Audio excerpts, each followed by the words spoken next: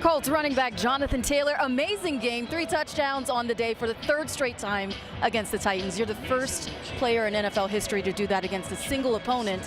What did Tennessee do to you that you go off every time you match up against them? We already know how important these divisional games are, so you got to come in with a mindset that you won't be denied, and I think that's something that we put on display here today. You had the crowd chanting MVP, but this was a collective win with Daniel Jones, Michael Pittman Jr., Alec Pierce, Josh Downs. How much do you all feed off of one another? I think you saw it today. I mean, one makes a play, then someone else makes a play, and we're all in the end zone celebrating with one another. And when you have that many weapons, we're pretty hard to beat. I mean, your defense held the Titans to a single score for 90% of the time. How much are they complimenting you guys? I think that's the biggest thing, is complimentary football. When the offense is firing on all cylinders, defense can go out, get a turnover, get a 3 and out, and we're right back in the end zone. It's pretty tough to deal with. Congratulations, awesome win. Thank you very much.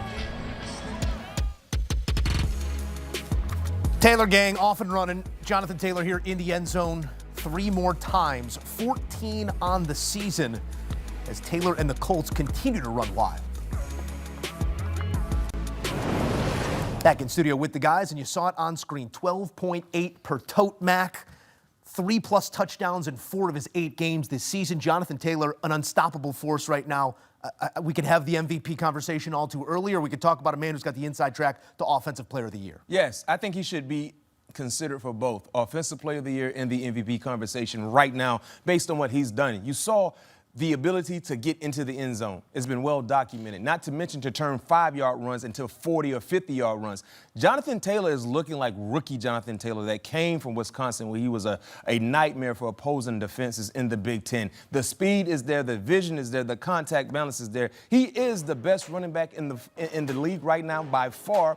And every time he touches the football, no matter where they are on the football field, you hold your breath because he could take it the yard. And because of his success and what he's doing, their entire offense has been rolling. Jonathan Taylor is this year's version of Saquon Barkley from what we saw with Saquon and how his impact was felt with the Philadelphia Eagles. And we saw how that ended for the Philadelphia Eagles. I'm not saying giving any proclamations or anything like that, but when you look at what Saquon did for Philly a year ago, Jonathan Taylor is doing the same thing in terms of the impact for the Colts currently. Pacing 1,800 plus right now, Taylor on the ground. We'll see where the numbers come to rest, but right now they are rolling full speed ahead.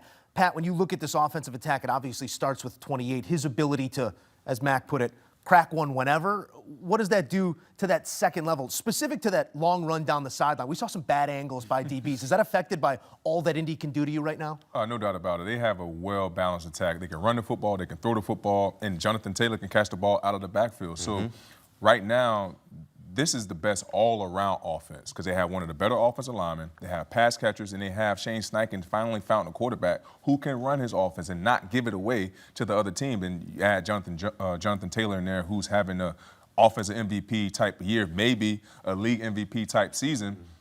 This is just a match made in heaven for Shane Steichen, Daniel Jones, Jonathan Taylor, and the defense is playing lights out as well. Coming into this week, leading the NFL in points per game, most points per game for the franchise through 7 games since 1964. It was 33.1. It's going up after this 38-point performance, JJ.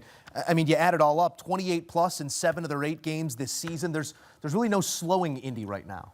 No one outside of that Indianapolis locker room saw this coming. Nope. We got to be honest about it, right? We watched years of Daniel Jones, and while I didn't think it would be as bad as some of the down times with the New York Giants, you didn't think it would be this consistently good. And we do have to appreciate the opponent that they beat today that is going to be drafting in the top 3 of the 2026 draft.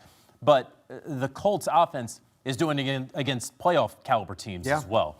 And Jonathan Taylor, right now, there's no doubt, is in the top 5 of MVP voting. You could argue top 3. He's going to run into being a running back in what has become essentially a quarterback award. He's going to need very close to 2,000 rushing yards in order to truly be considered because as the year goes on, Josh Allen hasn't played that well all that recently, right? But he's going to come around. Patrick Mahomes, the leader right now. Drake May. Can the Patriots ultimately win the AFC East? Those are the conversations that we're going to have. But right now, you almost put in Sharpie that it'll be Jonathan Taylor for Offensive Player of the Year, Mac. Real quick, question for all you guys. Are you guys concerned when you look at them being 6-1, the Colts that is? They've only beaten 2 teams above 500. I got them at 7 now. Yeah, 7-1, I'm sorry. Yep. They've only beaten 2 teams above 500.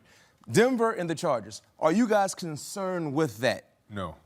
based on what you've seen? The quality of those 2 wins are fine. We'll see what you are come playoff time, but you can only play the schedule that's in front of you. But not only that, the way they have been beating these teams, though, like these teams shouldn't even been on the same field as them. Like Tennessee played them tight the first game, and they simply did belt till you know what in this game. You can say so. For the most part, they've been averaging 30 points every game that they played. Yeah. Right. And I look at their schedule the rest of the way. They have a favorable schedule, so they really won't be tested. I mean, they're going to win the division. They should. They got Pittsburgh, they got Kansas City, Seattle, San Francisco, Houston twice with their defense. Yep. So we will get a better ideal in terms of the competition they will face the second half of the season. But I just asked the question, right? Because I wanted to get you guys' thought. I agree. They're beating the teams the way how they're supposed to when they're playing against lesser talented teams. Is the problem, I'll pose a question back to you, Mac, and to you guys as well. I want your point of view on this. Is the problem a perception issue with Indianapolis and their tier of stars? Jonathan Taylor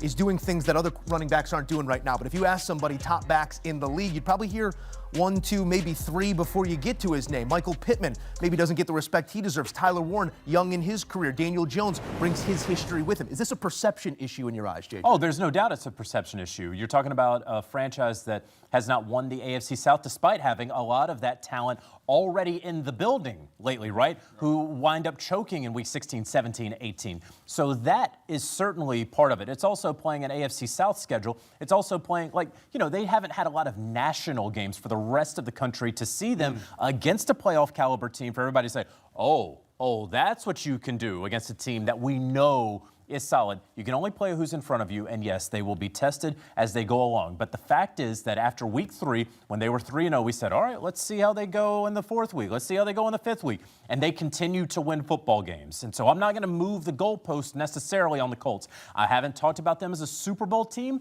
I'm still not there on Super Bowl team. But as far as a team that can play into the 2nd or 3rd week of January, no doubt about it. And also, too, they should be undefeated. Remember the loss to Rams. Yeah. It was the A.D. Mitchell fumble going across the goal line. That was a Right. touchdown, and then a touchdown that was called back because of holding on Jonathan Taylor. Jonathan Taylor. Quickly here, guys, how do you change perception over the course of a year?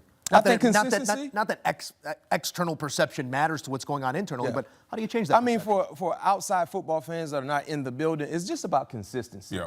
Right? Because if you're a team that haven't done it before with the group of guys, we want to see you do it in a consistent way. So I think that's what it's all about. Consistency has been the season thus far for Indianapolis.